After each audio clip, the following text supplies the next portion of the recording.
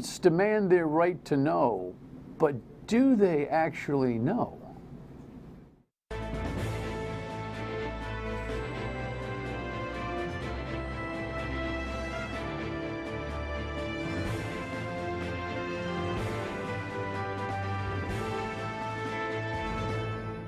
The Dan York State of Mind program is brought to you in part by Lookout Rhode Island and Takeover Comfort Solutions. Good Tuesday evening to you. This program was recorded yesterday. We've got some funky production schedules going on here over the last few weeks. We're going to even off with vacations and some production stuff. We're going to even off next week and have everything same day, same bat channel, like we normally do, at least for a time being. In fact, over the course of the balance of the week, there will be some former programs on for Wednesday, Thursday, Friday. But this is an original show that you are seeing on Tuesday, September, what's today? 17th. Today's the 16th, right?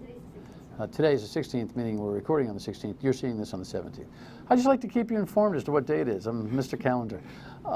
Anyway, we're a little light on the production side for the show tonight, but our Lieutenant Governor's here to talk education.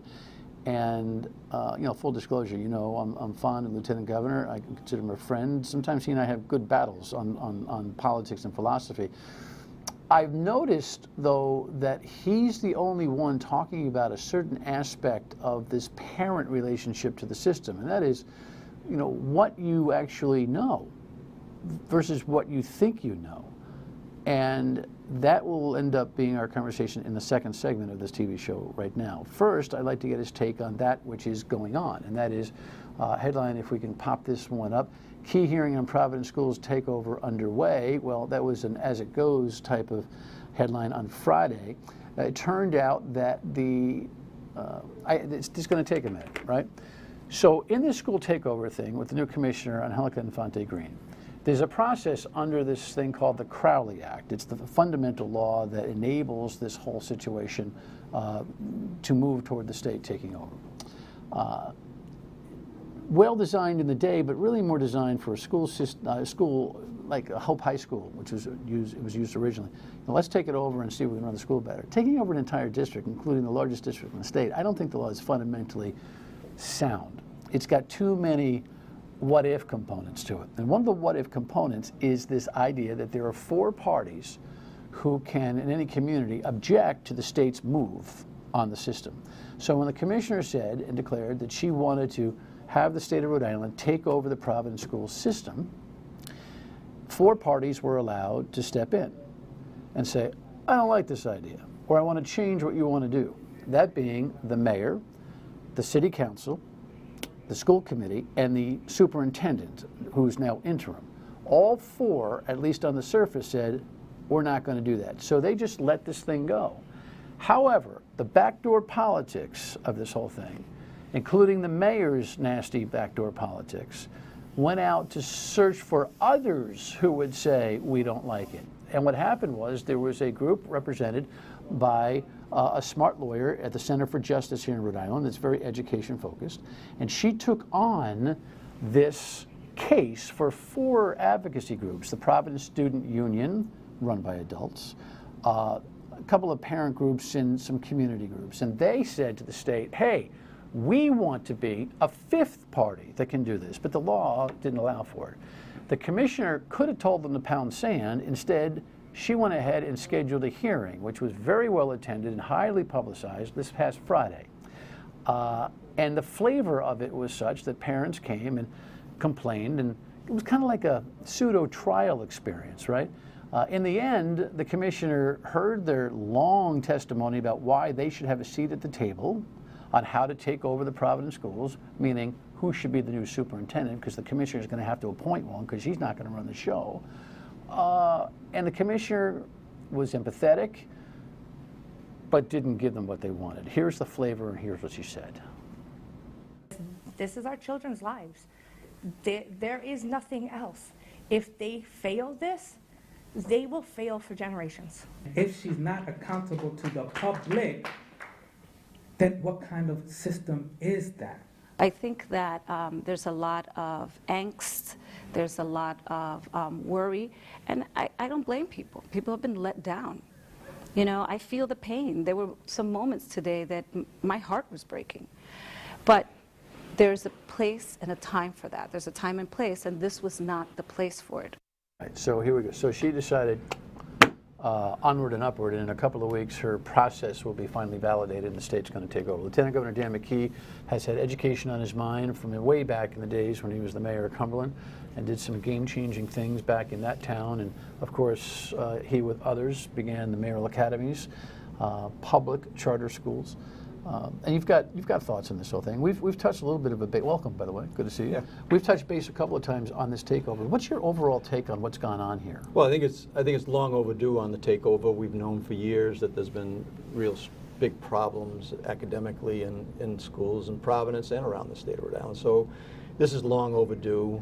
I think that what we just saw is another form of dishonesty with parents. Of course they're concerned. You heard a parent there say how concerned they are, and they should be.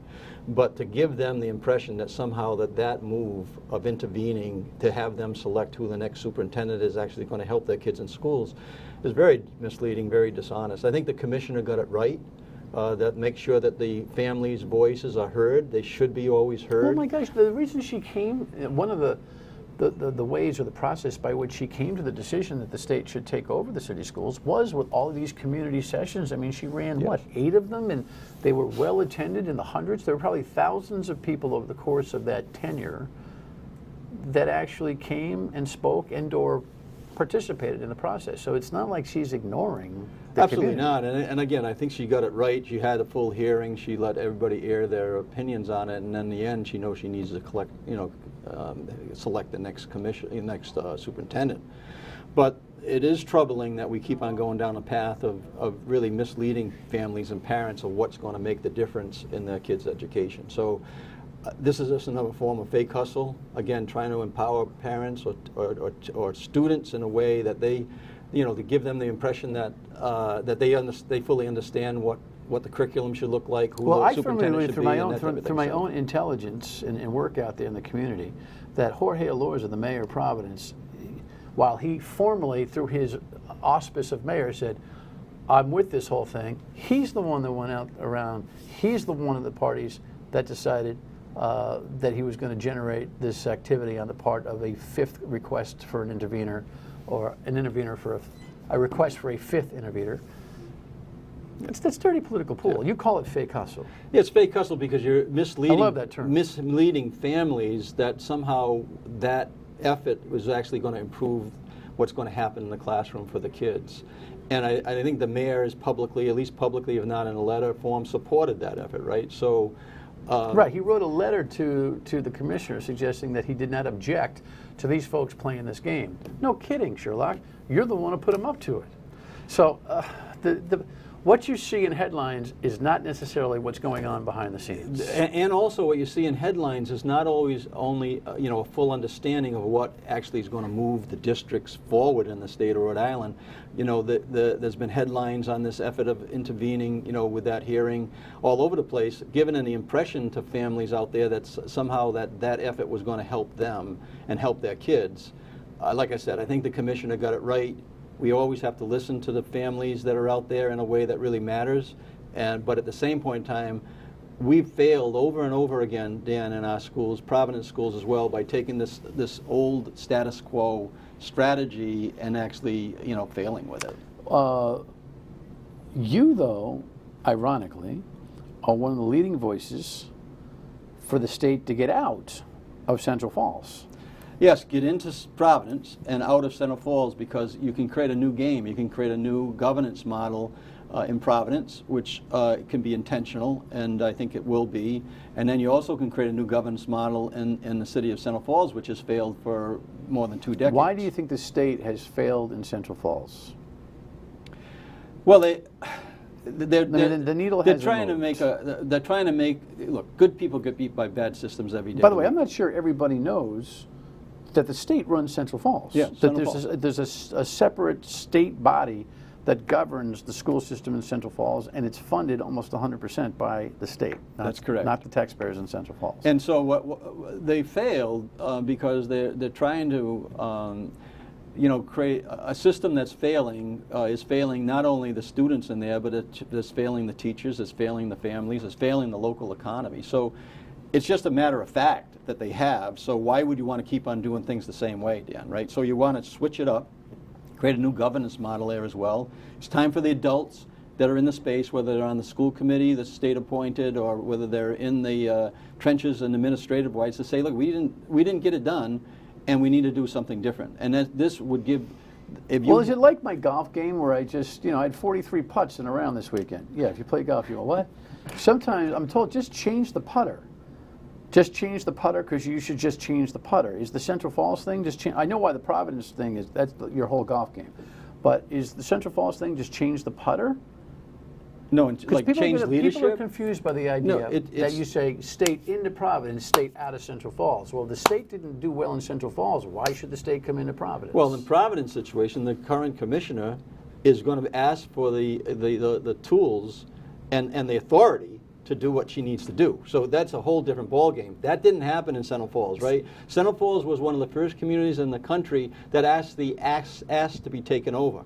Right, and so at that point in time, it was 25, 30 years ago, right. We know now that whatever they're doing there doesn't work. So the version of state in Central Falls is very different than the version of the state in Providence. Major difference. And also what you can do is you can redefine through a new governance model if the city was able to take back its schools under the right academic conditions and the right financial conditions to make it successful. You can reshape that right now.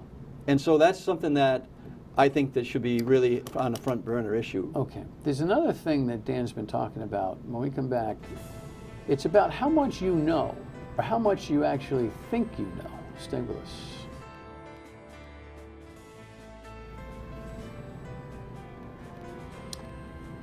Always get the children's feet. I don't know, we got to protect their identities. I think you can tell they're children. I always love that B-roll, as we call it in the business. That's called B-roll. You just learned something about TV production. Lieutenant Governor Dan McKee with us. Dan, you're talking to the communities and have had some community meetings. I know you want to have a bunch more about this concept of what, in this day and age, and specifically Providence, right? What parents actually accurately know. Now that we've got all this movement toward parent engagement and demand for accountability and all of that, well, that's one piece of the puzzle. But if you're getting bad data, it doesn't help, right? What's going on out there? There's a study in the 10. What is it? So I stated a few weeks back, that we're not being honest with the families. We spent the first section here, saying exactly that. If we want to help families and parents, we need to give them information, and we need to start being honest with them. Right now, and so I've done some research and I've had meetings with parent groups. They don't know.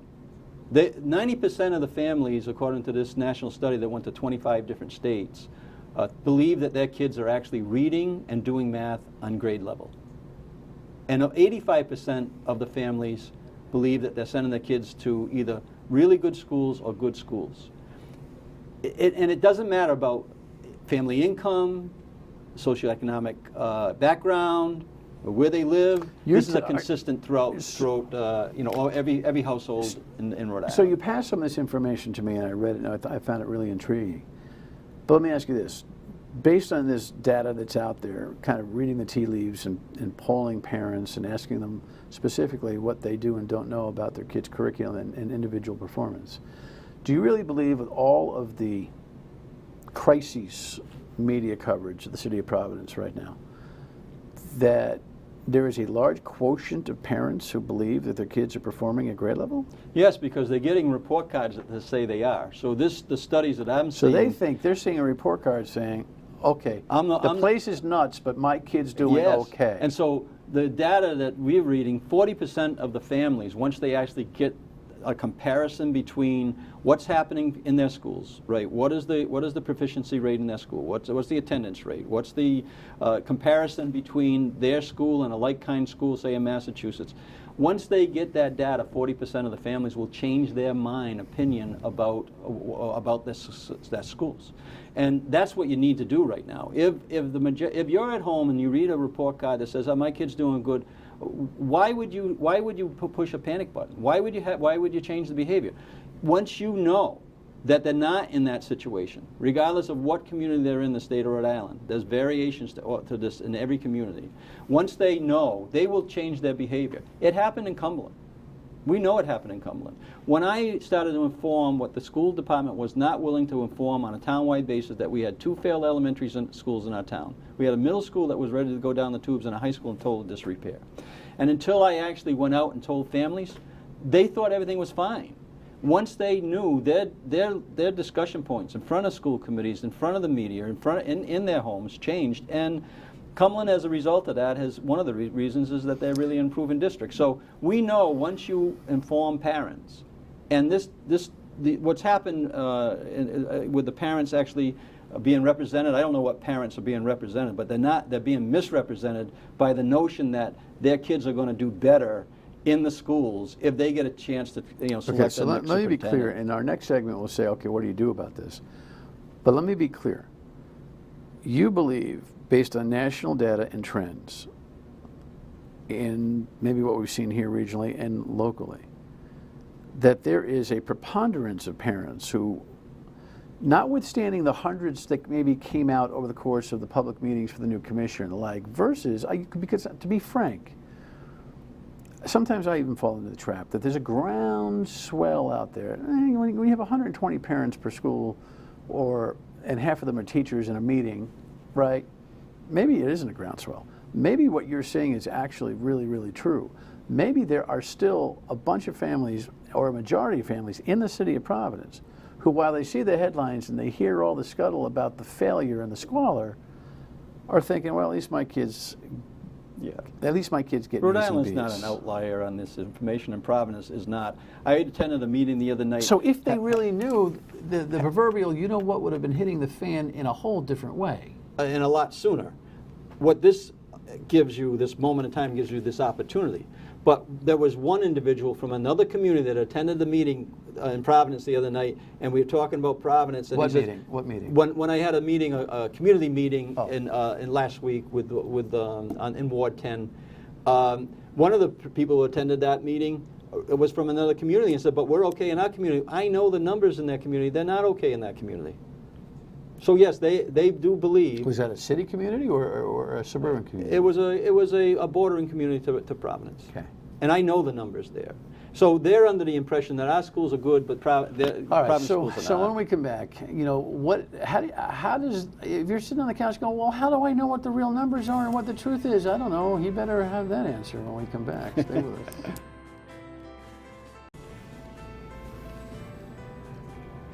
All right. So kids are coming back with A's and B's and C's in their report cards. The actual individual and system performance is so well beneath what metric? So the proficiency of our math and science, now that we're math and reading, now we're taking the test, the same test, the RICAS scores. Right. When they compare that against the report cards that are going home, you're going to find a major difference. But aren't the families getting the individual RICAS performance tests? They might be getting it, but not in the way that I'm suggesting it. What do you right? wanna do? Well, first of all, RIDE puts up information, and most people don't even know who RIDE is. Right. Right. So they Rhode have Island no. Department of Education. Right. in case you're They scrolling don't home. even know. They think it's a person. They have no idea how to. No. What we're suggesting is that there should be a mandatory session, public session, every year, at least once a year, with the elected officials that come from in every school in the state, with the elected officials and the people who run the school, that particular school, inviting parents and saying, "Here, Mr. York, here's the school report card," and to have the comparative data on that. And so now that every parent, we record that every parent will get that information. So when that so if only so many parents are going to show up, I think a lot of people are going to show up to those meetings, to tell you the truth. But then it's the school's responsibility to make sure 100% sign off. So we're talking 100% sign off on sign what? off that you've actually received the information. So when you pool many parents together and you provide them this information, we know that at least 40% of the families that show up are going to think about their schools differently, because they're going to see that the average scores that go home against the average scores that are actually in the testing is there's a big variance there. So they've got into a comfort zone because the scores that they get on the report card that they sign off on are significantly higher. But how do you solve the information dilemma that I think exists here? And some kids may be spectacular, so this is a general question to the general population. If Mr. York's kid is getting A's and B's, but the school is in the dumper on the RICAS tests, how do you bridge whether or not my child who's getting A's and B's is being well taught? How do I not go home or receive that data from anywhere I am thinking, well, at least my child is excelling, because most people are mostly just concerned about their kids? So what you do is you do the comparative data of the average scores that are going home in that school against the average scores that, the scores that are getting in the testing, and you're going to see a big disparity there. If you believe that if you're in a school that has a 15%... I got to tell you, Dan, most of these kids have parents who just want to believe they're perfect. Well, they do, and that's why... They ask teachers about, discipline issues, and like, oh, not my Johnny, not my Sally. No way. But the data shows that once you know, you're going to think differently about the school you're Once sent I know to. about the school's performance? Once you know about the school's performance and you compare the report cards that go home with your child against the school's performance, you're going to think differently about that school. Meaning you're not going to trust the report card. That's correct. But I just wonder... You're going to question it. You're going to challenge it. This is what we want. And then so when you have the public meetings year over year, every year you want to see an improvement. You want to see an improvement. You want to see an improvement. That's the accountability piece. We don't have anything close to that right now. But again, to ask the question again, we only have a minute. The RICAS testing, those kids get an individual report, don't they? There's individual reports on that. But if they are performing at the same low level that the system is, getting A's and B's in the report card, that ought to have been a flag anyway to parents. It should be, but they don't understand that. They don't understand the two. They don't have enough information to understand it. And the establishment can diminish the RICAS test, saying, that's not the way that we're operating here. Your child's flourishing because they're doing well and they're getting A's and B's. Also, there's other comparisons you can have. I think it'll be a wake-up call for people to compare their school to a comparable school in Massachusetts and see what that data actually does. So the more information you get, but the big thing here needs to be in a public meeting. You want I want it public. What are you going to do? You're going to ask for a bill to be written? You're going to ask the commissioner to get on this? One of the meetings that I can tell you that one of the meetings that we were at last week, we had a senator set up and say that they would put forward a statute, that actually would require it. Does it require a law, or does it just require a policy? I think I think either one would do. I think an executive order or a policy ought to ride, or a statute, if that's what you need to do, would do it. But this is a game-changing opportunity, and it's being honest with families. Where let's stop not being honest with families. Lieutenant Governor Dan McKee, final word, and we'll come back. Yeah, it's one thing to say I want to be involved. It's another thing to say I need to be involved with the right information, right? This will be a controversy, demanding that schools have accountability with meetings annually with parents to talk about how the schools are doing versus how your kids are doing. But all this new surge of info demand is a good thing. All right, we'll have a couple former shows over the course of the rest of the week and back with original programming next week. Thank you so much for tuning in. Good night.